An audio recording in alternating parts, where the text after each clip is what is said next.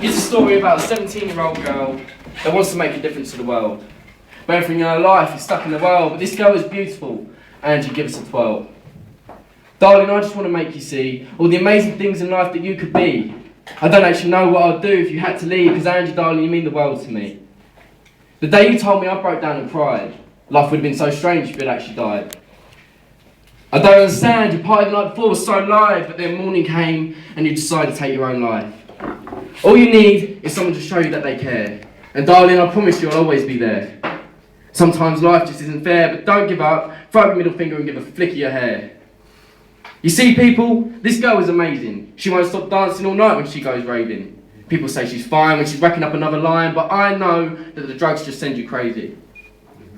See, I've been to that place as well. When the world's all right, but in your mind, life's just a living hell. The difference between reality and insanity, you just can't tell, because the drugs, they put you under a spell.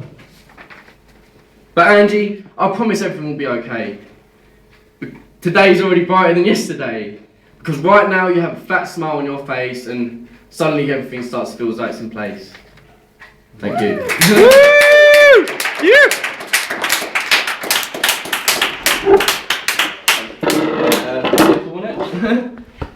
This one it's a poem I wrote a really long time ago really, but this is called Time to Leave. I don't know it off by heart, so sorry if I'm just staring at the page too much.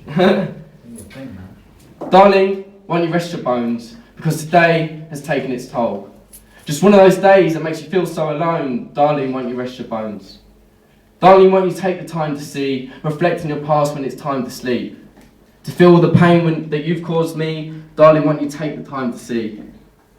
Darling, won't you clear your head. Don't take any of your troubles back to bed. Dry off your cheek from the tear you just shed. Darling, won't you just clear your head. I'm sorry that it's time to leave, but for me it's getting harder to breathe. Every word I'm finding harder to believe. This time it's you, it wasn't me. And that's that.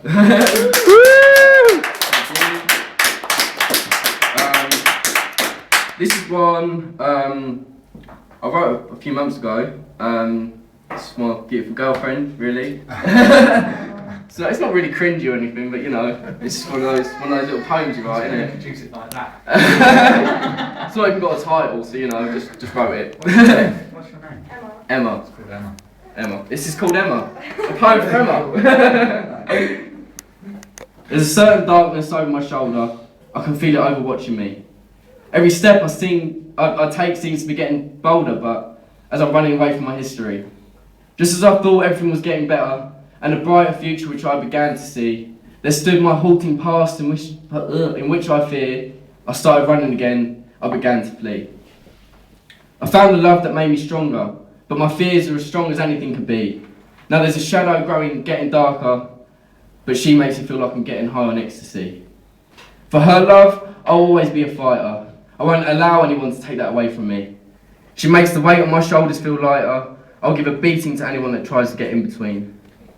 So as the days are growing shorter, I realise that I haven't found my destiny. And those days where I feel I'm getting weaker, my love always comes back to me.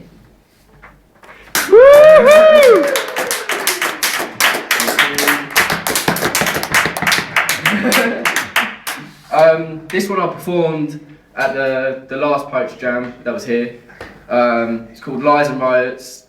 It's actually two poems I put together, but they both kind of link in, obviously. But this one's Lies and Riots. Just said that. Every word that drips from your lustful tongue deceives the minds of the simple young. Without you, they will not run from every word that drips from your lustful tongue. But I admire such beauty, even in a world full of such cruelty, and I can tell you now that the devil's fruit's not fruity, and it will deceive you with all of its beauty. Your lies are incredibly bitter, and the devil's fruit is intensely sour, and every bite in which you devour, you are consumed by this twilight hour. You've left the streets full of corruption. Take a look at everything which you have done.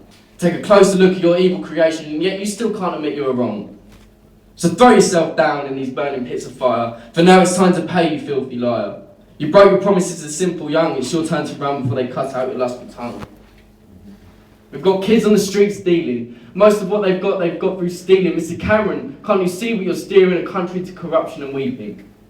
But it's alright, you take another holiday, whilst the rest of us are working our arse off on a minimum wage.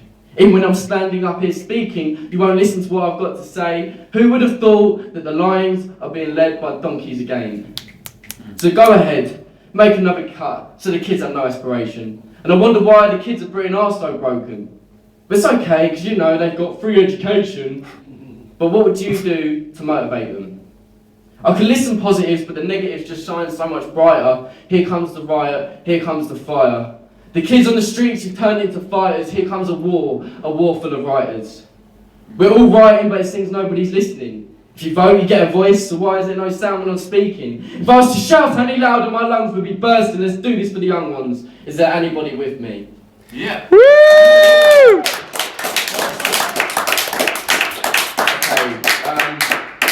This one is there's not really anything that is something inspired me to do it. It's about a man that beats his wife who became an alcoholic, and that is a pretty deep poem, but I don't know. Do you see what you like it or not? It's called Young Love, Old Hate.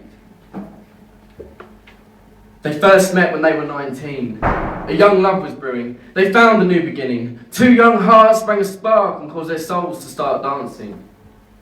3 years later, he finally proposed, and of course she said yes. How could she say no? He promised her the world, but the world he did not give. Instead, they created a new life to live. But it all went to shit when their beautiful little girl was just 5 years old. He became an alcoholic, and Mummy's feelings became cold. He started going to the pub from the day he lost his job, and she couldn't stand the smell of whiskey on his breath. Every night they made love.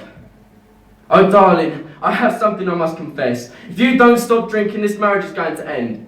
He didn't take this one lightly, and lightly he didn't give. He took a sip of whiskey and beat her down with an iron fist. She looked up at him through a swollen eye and realised that she no longer recognised this guy. This poor young lady just couldn't seem to understand how it came this far to losing her lover, her best friend. Don't you threaten me. I'll find you if you leave. In fear that he would hit her again, she had no choice but to agree. As she stumbled up the stairs, using her hands to hide her tears, he just fucked off down to the offie to buy another 6-pack of beers. Every day since then he had hit her. He had no explanation for it, it just gave him assertive power. He got a sudden rush out of watching her cower. He's a rotten bastard, just plain fucking sour. Instead of doing something about his job, he just dug himself a hole. Every 2 weeks making new mates while signing on the dole. A waste of a life. His words always slurred. A man that beats his wife, heavy fists always blurred. She can't understand where all his anger has come from.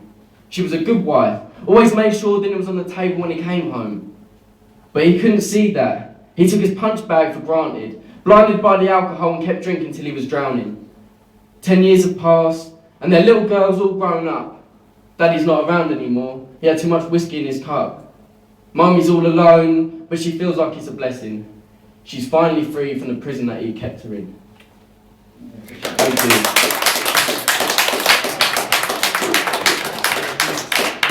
This one isn't my poem.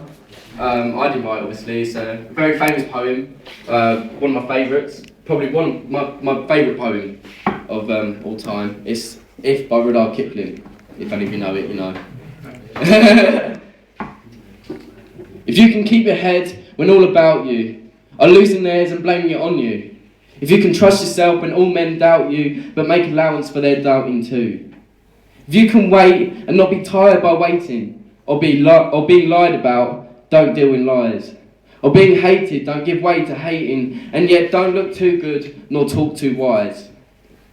If you can dream and not make dreams your master, if you can think and not make thoughts your aim, if you can meet with triumph and disaster and treat those two impostors just the same, if you can bear to hear the truth you've spoken, twisted by knaves to make a trap for fools, or watch the things you gave your life to broken and stoop and build them up with worn out tools. If you can make one heap of all your winnings and risk it on one turn off a pitch and toss, and lose and start again at your beginnings, and never breathe a word about your loss.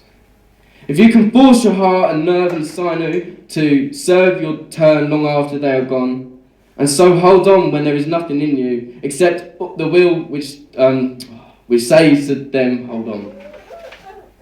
If you can talk with crowds and keep your virtue, or walk with kings nor lose the common touch, if neither foes nor loving friends can hurt you, if all men count with you, none too much.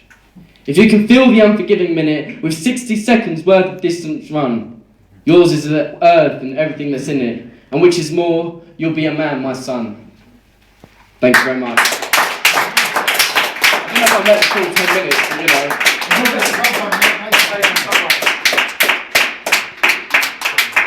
Who's next?